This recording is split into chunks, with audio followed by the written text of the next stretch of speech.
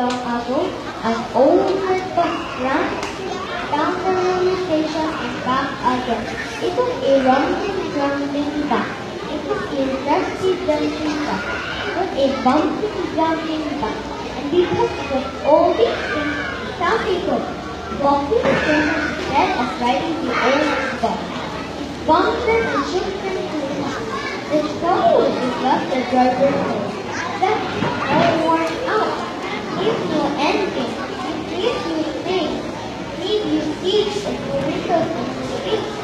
But I think we need a new bus."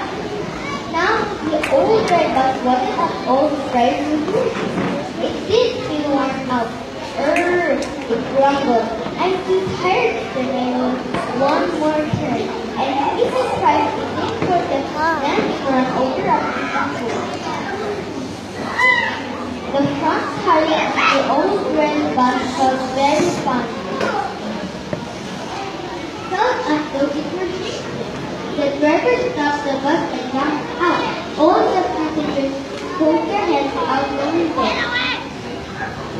The front tire of the old red bus is as flat as a pancake. Since we can't take it here, you'd better walk to the station. We'll get someone to tow the bus to the garage. So all the passengers climbed out of the old red bus. "This is too fast," they said. "What we need is a new bus."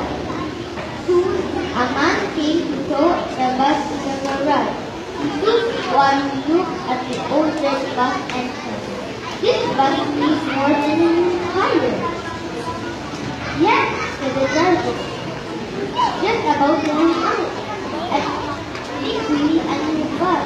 "Not really," said the man to the driver. "I think that in a couple of weeks we could make this bus and put on the road." The driver thought it was a wonderful idea, and so did the old red bus.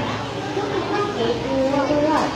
At the garage, the mechanics took all the worn parts of the engine and put in new parts. They gave it new springs. They gave it new wheels. Then they gave it new windows. Then they gave it a coat of sparkling red paint. The bus did feel old and new. When it was time for the old red bus to go along to the railway station, everyone wanted to ride it. The people crowded in and said, "This isn't the old rumbling bus. Surely this won't be the old rusty dusty bus.